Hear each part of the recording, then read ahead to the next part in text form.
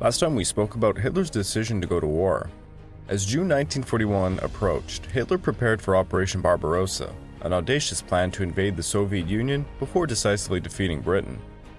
Stalin, sensing danger after the Winter War, had restructured the Red Army, but both sides were plagued by logistical woes. Hitler's directive emphasized destroying the Red Army, while his generals, led by Halder, argued for capturing Moscow first. Ignoring Soviet warnings, the Valmact faced weakened armored divisions and critical supply shortages, stemming from a lack of standardized equipment and logistical planning. As the campaign unfolded, divisions became diluted and the vastness of the front posed significant challenges. War games conducted by Paulus revealed critical insights about Soviet reinforcement capabilities, indicating that rapid mobilization could counter German advances. The audacity of the invasion clashed with the grim reality of Nazi genocidal plans, shaping a conflict that would become one of history's darkest chapters. Would this confrontation lead to Hitler's ruin, or could he outmaneuver his greatest rival? This special episode is the development of the Blitzkrieg.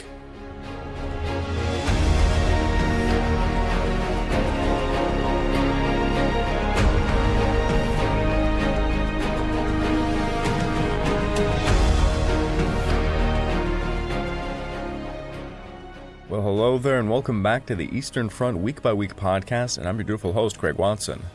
But before we begin, I just want to remind you all that this podcast is only made possible through the efforts of Kings and Generals over at YouTube. Perhaps you want to learn a bit more about World War II? Kings and Generals has an assortment of episodes on World War II and so much more, so give them a look over at YouTube.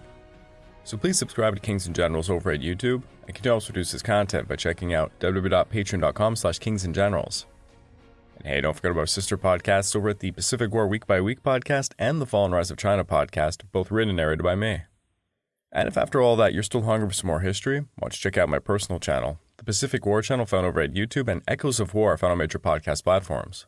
Over on both of these, I just released an episode covering Japan's government by assassination period. And if you'd like to further support me, please consider checking out my YouTube membership or my Patreon account at www.patreon.com/thepacificwarchannel. By joining either of these, you get access to the exclusive podcast series, early access to all the content I make, and voting rights for the subjects I will tackle next. Yes, you heard it right, this week is actually going to be a special episode. For those of you who used to listen to the Pacific War Week by Week podcast, it should come to no surprise. But to explain, given the format of this podcast series, that being week by week, sometimes we need to kind of, shove a little special episode in to either tackle subjects that can't be tackled in that format, or on the rare occasion, there might be a week during all of this where there isn't much that was going on. Although, I would have to say, for the Eastern Front, I don't see that being a possibility. Regardless, this special episode is going to be covering the development of the Blitzkrieg. Now, when we hear the term, we get vivid images, of daring Panzer commanders leading their troops from the turrets of their tanks, crushing through unsuspecting Allied soldiers with the ominous screeches of Stukas overhead and infantry riding behind in half-tracks. However, these depictions are more of a myth than reality, largely crafted through decades and decades of propaganda. Much of this narrative was constructed after the war by none other than the Panzer generals themselves. Figures like Erich von Manstein and Heinz Guderian played pivotal roles in this movement, striving to cultivate an image of the glorious Valmact, one that was supposedly only thwarted by the stubbornness of the mad dictator Adolf Hitler. And I'm just going to say it here, most of this is on Heinz Guderian. The guy lied a lot. As you all know, I'm the guy from the Pacific War channel, and Heinz Guderian actually has a counterpart when it comes to World War II with Japan. An aviator named Mitsuo Fuchida also notably lied about a lot of stuff too, to just, glorify his own actions during the war, to make it seem like he knew everything that needed to be done and could have changed everything for Japan. In all sorts of conflicts, you get these figures who embellish and outright lie about things. Now, this self-serving imagery not only enhanced their own reputations, but it also cast a shadow over the complex realities of the war. So let's take a closer look at what people actually mean when they use the term Blitzkrieg.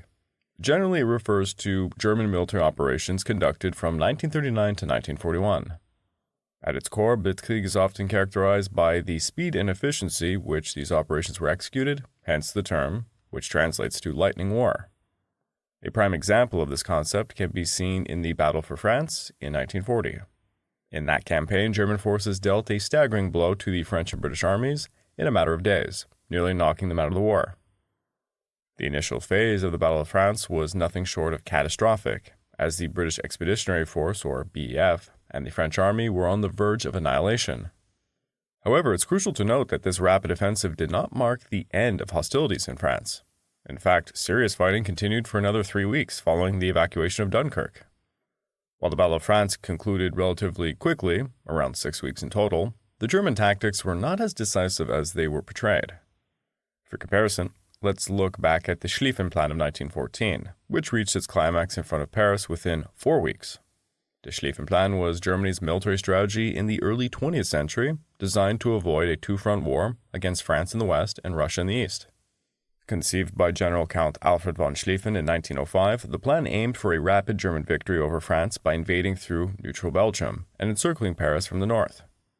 Schlieffen assumed that the Russians would take a lot longer to mobilize, as they had quite a vast army, giving Germany time to defeat France quickly and then redirect their forces to the Eastern Front.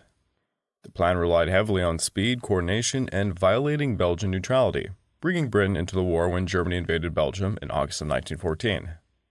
In execution, the plan faltered, however.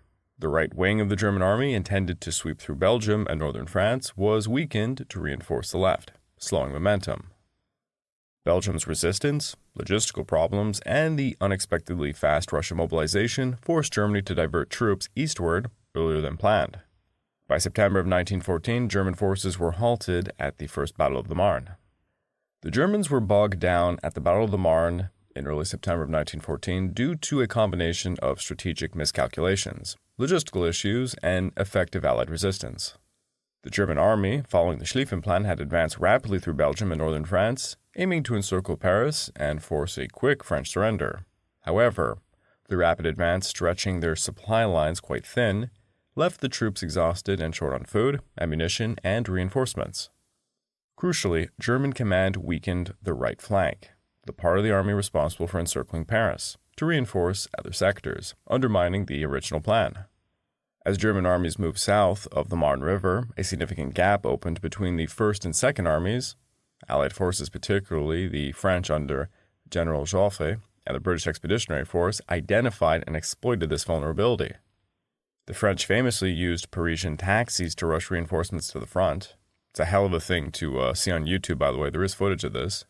And German commanders ordered a retreat to more defensible positions. This retreat marked a complete failure of the Schlieffen Plan and the end of mobile warfare on the Western Front. The armies dug in, and what followed was a prolonged, grinding stalemate marked by trench warfare. In 1940, however, there was no such miracle for the French. This so-called Blitzkrieg had not achieved a swift and definitive victory. Instead, it revealed multiple underlying issues that contributed to France's downfall. There were numerous reasons behind the collapse of the French forces, and their performance was shockingly poor.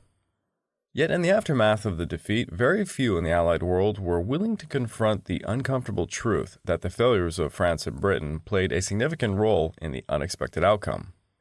It was far easier to believe that the Germans had created something revolutionary, a unique approach to warfare that had caught the French and British armies completely off guard. But the reality was that the Germans had never anticipated the war would unfold as successfully as it did. Even the operational plan for the Battle of France emerged from a recognition that the overall strategic situation was rather grim. Invading France through the Low Countries was the only viable option for bringing substantial German forces across the Rhine. Interestingly, the early drafts of the 1940 plan resembled something directly from the desk of Helmuth von Moltke back in 1908, offering little innovation or new strategy. The German General Staff had spent years analyzing the failures of the 1914 campaign and concluded that there was little hope for a fresh or groundbreaking approach. They believed that only time, luck, and superior organization would allow them to overcome the Allied forces. In May of 1940, the actual plan put into action was a reaction to the unexpected circumstances. The Allies accidentally acquired a copy of the German plans, prompting the General Staff and Hitler to realize their operational blueprint had been compromised. Yes, this was known as the Mechelin incident. It was on January the 10th of 1940 during the so-called Phony War, when a German aircraft carrying the actual plans for the German invasion of Belgium and the Netherlands, codenamed Valgelb or Case Yellow, crash-landed in Belgium near Vught, now part of Maasmechelen. It was certainly a case of the oopsie-daisies. The pilot, Major Eric Honsmans, was flying about when a low fog caused him to lose his bearings. While trying to reorient himself by heading towards the Rhine River, he inadvertently crossed into Belgian airspace after mistakenly flying over said frozen river. He then encountered mechanical failure and inadvertently cut off his own fuel supply to the engine, forcing him to land in a nearby field. Although the aircraft was severely damaged, both he and his passenger, Major Helmuth Rheinberger, survived. Rheinberger was carrying key documents related to the planned invasion, a fact that alarmed both men upon realizing the implications of their crash and their accidental entry into Belgium. In a frenzied attempt to destroy these documents, Rheinberger tried but failed initially to set them on fire. He eventually managed to burn some, but Belgian border guards discovered the scene, leading to the capture of Honsmans and Rheinberger. And I'm going to say it here, I don't actually know a lot about this specific story, and I'm quite frankly speaking out of my ass, but this sounds like absolute bullshit. This really sounds like these two guys were trying to hand over the plans. But as I said, I actually don't know much about this specific story. Now, the reaction in Berlin was obviously one of shock and anger upon learning that their plans had fallen directly into the enemy's hands. Adolf Hitler ordered the immediate dismissal of senior Luftwaffe commanders and debated the potential compromise of their military strategy. Despite the initial panic, it was determined that the attack would proceed as planned. Following much deliberation, they decided to develop a new strategy, partly crafted by General Erich von Manstein. This innovative plan called for a rapid thrust through the Ardennes, with the goal of driving to the coast to encircle and cut off the primary Allied field armies positioned in the Low Countries. While this plan was certainly bold, it wasn't entirely original to Manstein. Elements of it had been discussed in earlier planning stages, but they had been dismissed. It was only the urgent need for a fresh strategy to meet Hitler's timeline for the invasion of France that led to the adoption of Manstein's ideas. Moreover, this approach conveniently placed Manstein in a key position at the heart of the Valmacht's main offensive. As Chief of Staff to Gerd von Unstedt, the commander of the army group responsible for this area, Manstein's influence and strategic vision became critical for the operation's success. Now, we don't need to delve into the intricate details of the planning or execution of the Battle of France. Instead, it's important to clarify one crucial point. Those involved in the German military planning did not initially view the battle as a Blitzkrieg. While the term Lightning War has been iconic, it was perceived by the German High Command primarily as a strategic concept rather than an operational doctrine that contemporary audiences often associated with. Historically, German and Prussian military theorists had grappled with their nation's strategic challenges, particularly following their defeat by Napoleon. This pivotal moment shaped their military thinking for decades. One of the central dilemmas they faced was the fear that any conflict could escalate into a prolonged struggle, a scenario that the resources and political stability of Germany could ill afford. Prior to World War I, military planning had emphasized the importance of avoiding a two-front war, allowing the nation to concentrate its resources and efforts on a single front. This strategy was vital for Germany's aim of achieving a swift resolution to conflicts. It's crucial to note that Germany was not unique in its desire for short wars. The prevailing sentiment across many nations at this time was a general reluctance to engage in lengthy conflicts.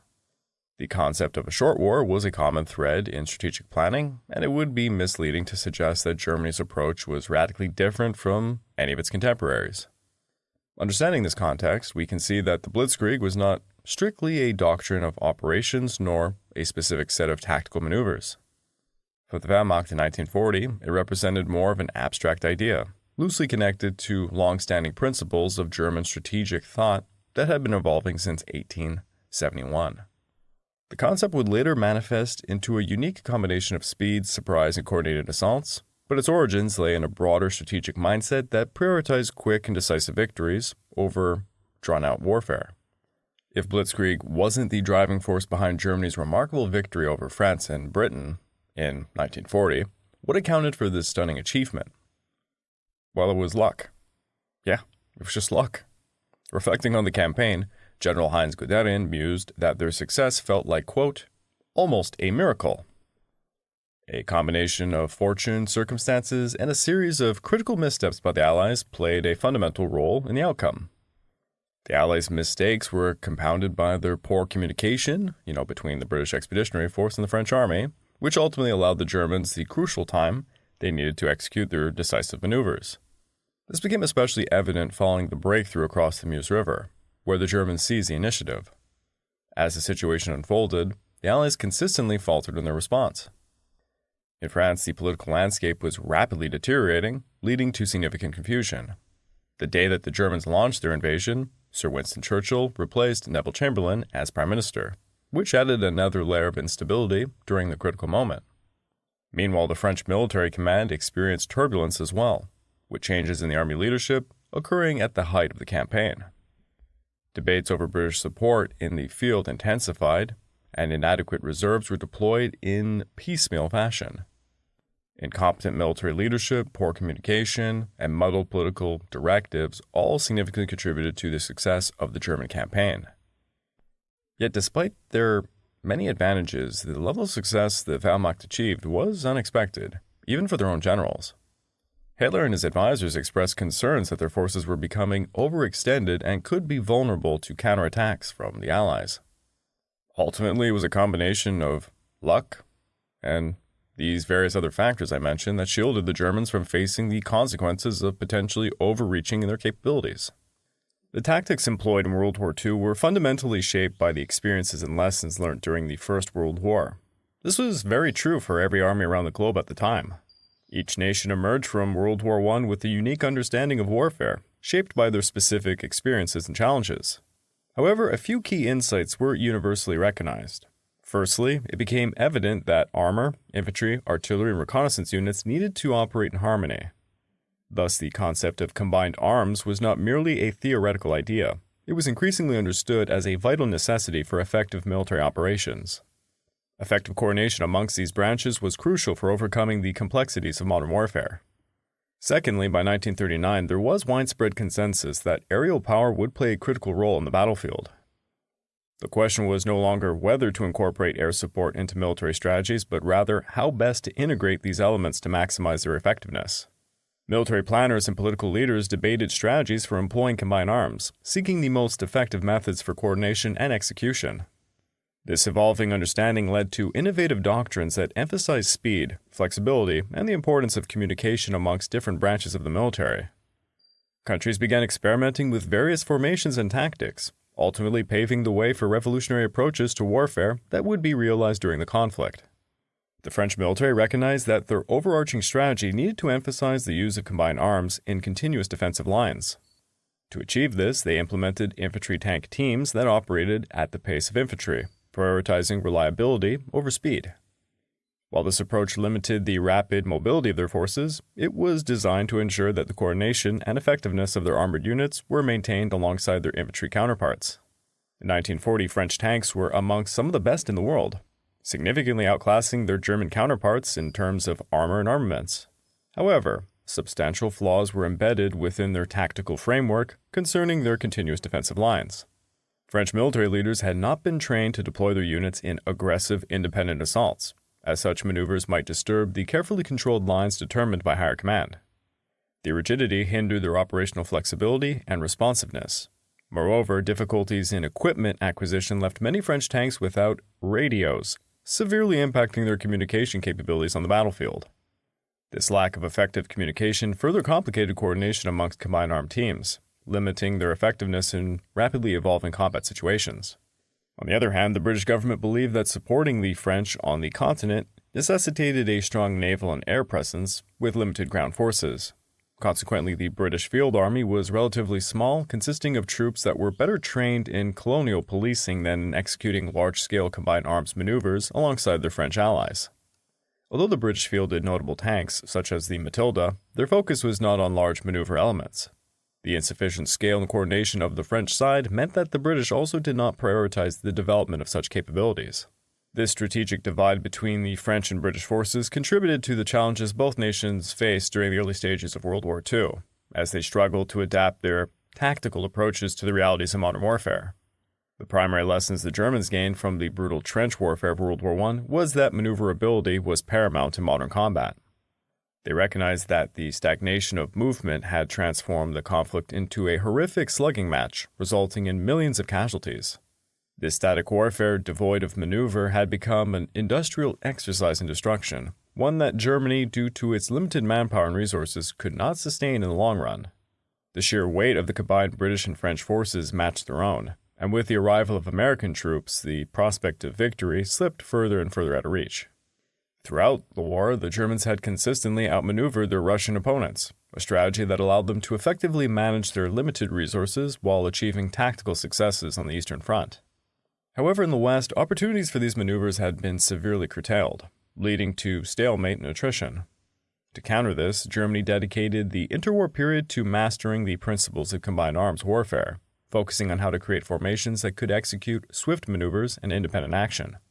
This effort culminated in the development of the Panzer Division, an innovative military structure that emphasized speed, maneuverability, and operational flexibility.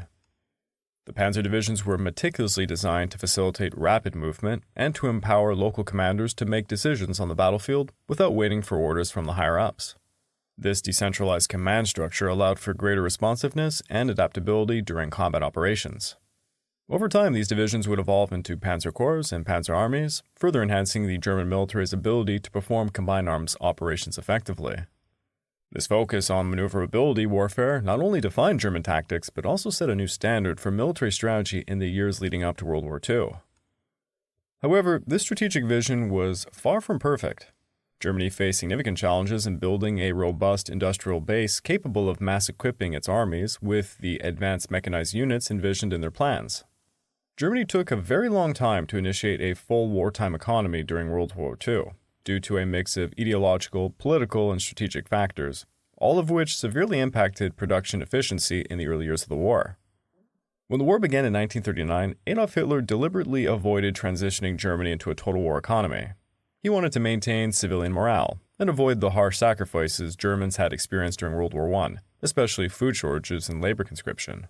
Consumer goods production continued, cinemas stayed open, and rationing was quite minimal in the early years.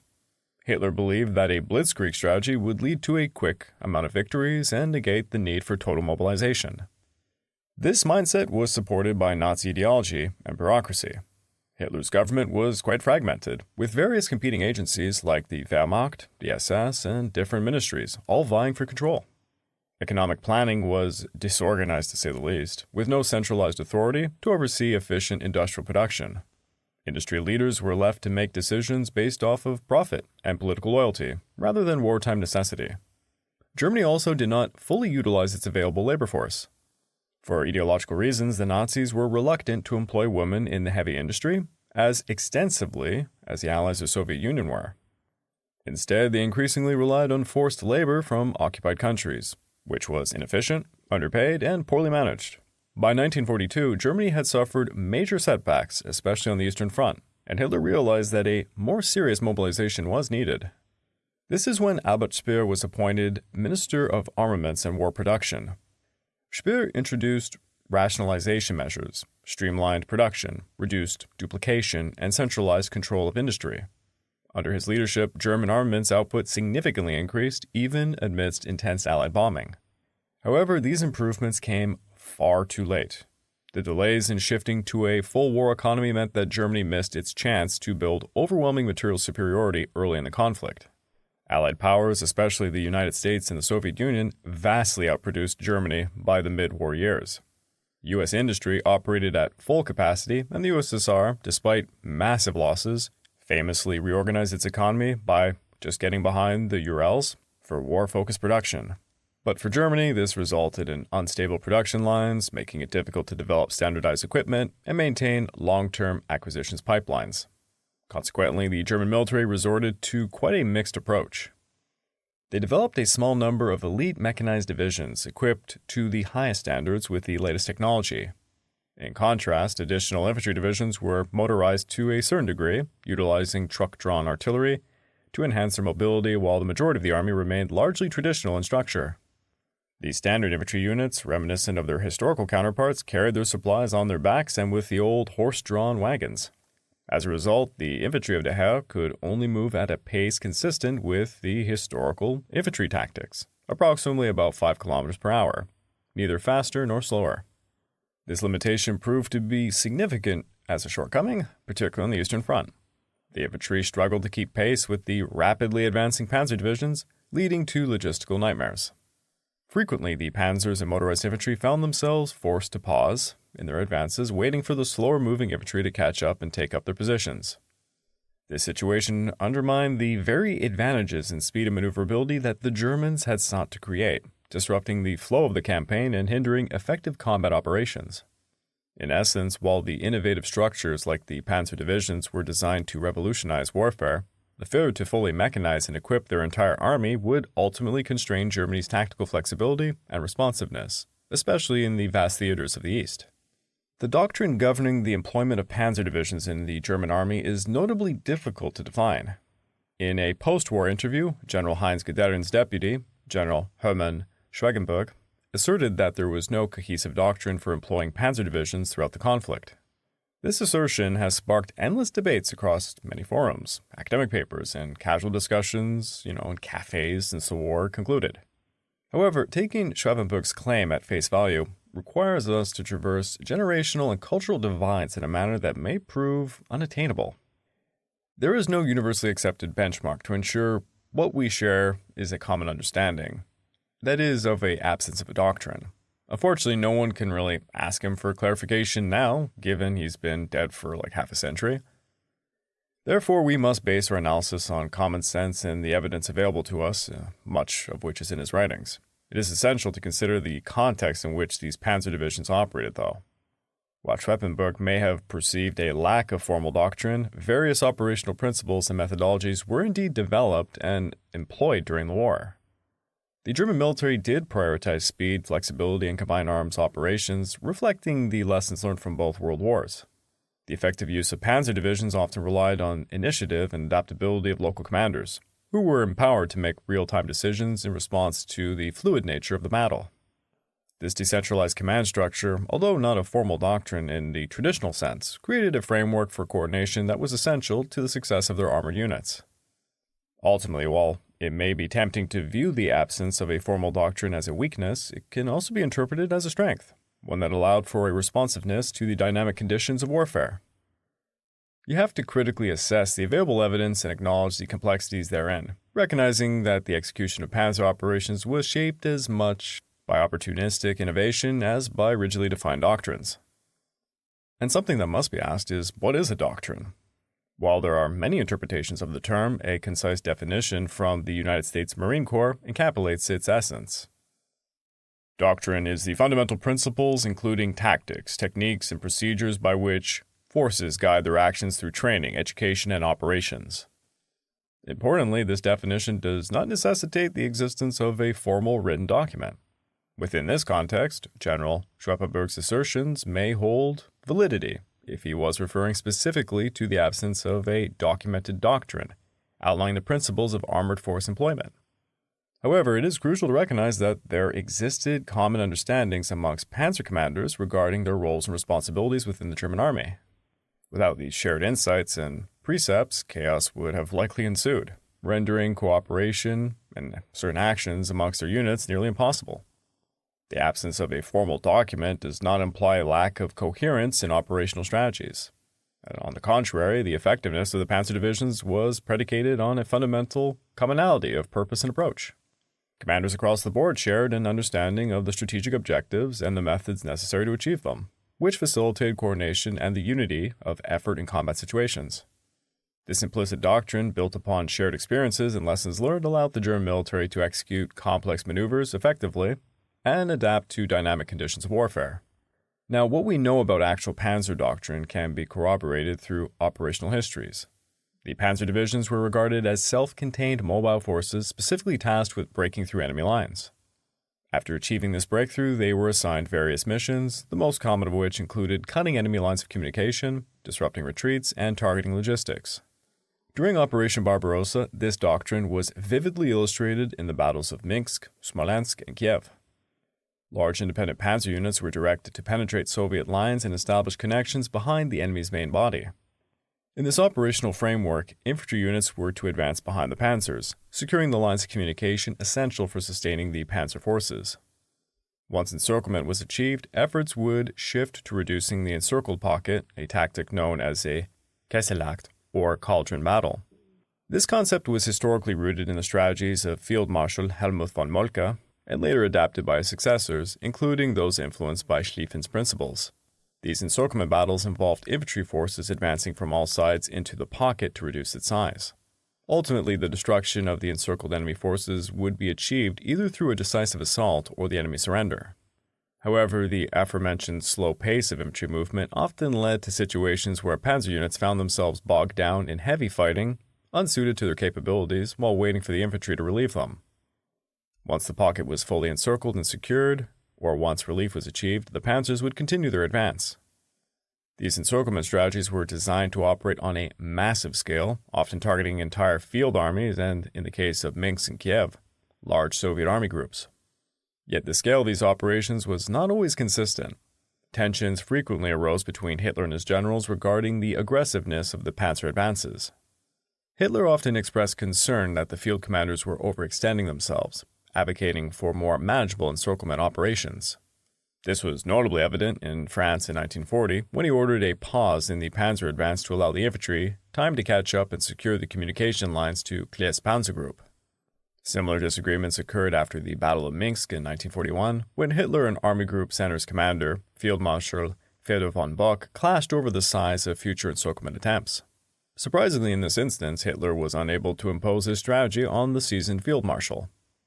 Army Group Center proceeded with large-scale encirclements, culminating in the significant encirclement operation at Smolensk in July of 1941. The emphasis on encirclement battles was not solely beneficial to the panzers and motorized units. All branches of the German military were encouraged to seek encirclement whenever possible. The 1933 Half Field Service Regulations called for artillery, infantry, armor, and air support to work together, down to the company level. This cooperation was primarily to be facilitated through direct communication amongst the respective commanders. The regulations stipulated that artillery commanders should position their command posts as close as possible to those of the infantry commanders. If personal communication was not feasible, liaison officers were to be assigned to link the respective units. Additionally, the use of radios and telephones was recommended whenever possible. The inclusion of radio and telephone communication at the end of this hierarchy may seem counterintuitive. However, the Germans were acutely aware of how easily telephone lines could be severed by enemy artillery fire, while radios were susceptible to jamming and interception. Electronic warfare was absolutely utilized by both sides on the Eastern Front, but it does not get much attention in secondary accounts of the war. Perhaps the most noteworthy example was at Kursk, where the Red Army and the Valmact battled over radio waves, jamming, intercepting, and even using triangulation on both sides. During the North Africa campaign of World War II, radio communication was essential for both the Axis and the Allied forces operating across the vast open desert.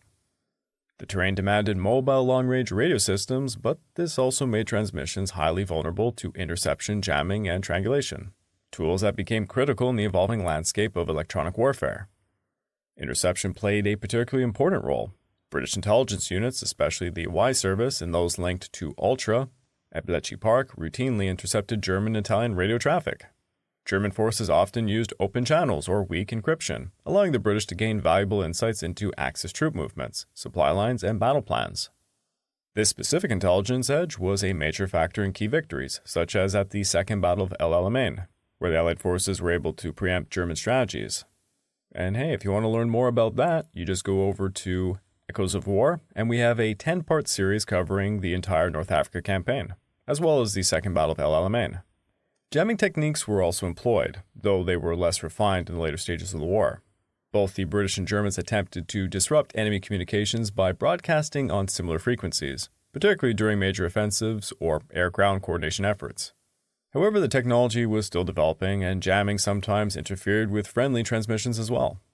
Triangulation became a highly effective method for locating enemy radio operators. British forces used mobile direction finding units mounted on vehicles to track the origin of German transmissions across the desert. When combined with intercepted messages, this allowed commanders to accurately identify the positions of enemy headquarters and convoys, enabling more precise attacks. Altogether, the effective use of radio interception, jamming, and triangulation gave the Allies a significant advantage in North Africa.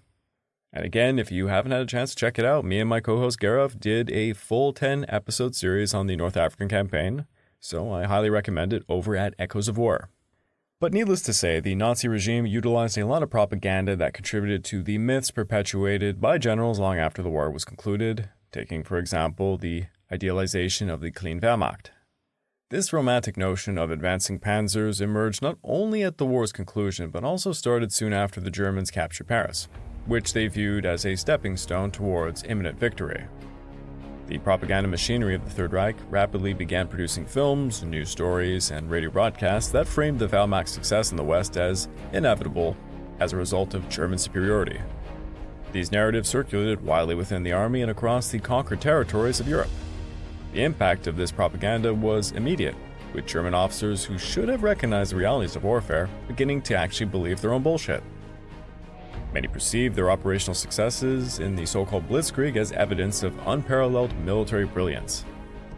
The swift collapse of the Low Countries, France, Poland, and the British Expeditionary Force reinforced their belief that they had somehow created a very unique thing in military history.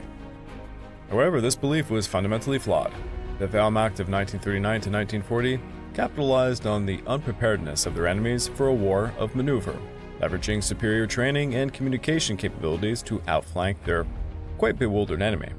This was not a unique ability, nor was it one that could not be replicated by other nations. As the Wehrmacht geared up for the invasion of the Soviet Union in the winter of 1940 to 1941, the professionalism that had characterized German planning for decades began to erode. Generals increasingly assumed best-case scenarios for their maneuvers, while neglecting the significant obstacles they would be facing. These critical missteps would soon become apparent within weeks of the start of Operation Barbarossa. Before long, many high-ranking officers in the Wehrmacht would begin to doubt the war's outcome, with some losing any hope of victory long before the onset of winter. I'd like to take this time to remind all of you that this podcast is only made possible through the efforts of Kings and Generals over at YouTube. Please go subscribe to Kings and Generals over at YouTube, and can help us produce the content by checking out www.patreon.com/kingsandgenerals. And hey, don't forget about our sister podcasts over at the Pacific War Week by Week podcast and the Fall and Rise of China podcast, both written and narrated by me. And if after all that you're still hungry for some more history, why don't you check out my personal channel, the Pacific War channel, found over at YouTube, and Echoes of War, found on major podcast platforms. If you'd like to support me further, please consider checking out my YouTube membership or my Patreon account at www.patreon.com/thepacificwarchannel. By joining either of these, you get access to the exclusive podcast series, early access to all the content I make, and voting rights for the subjects I will tackle next. As Blitzkrieg tactics, asserting speed and coordination, manifested in the rapid defeat of France, they obscured deeper issues. While the myth surrounding Germany's military prowess grew, luck played a crucial role in the early victories. As blunders unfolded in the East, doubts about the war's outcome began to gnaw at the German high command, foreshadowing the inevitable struggle ahead.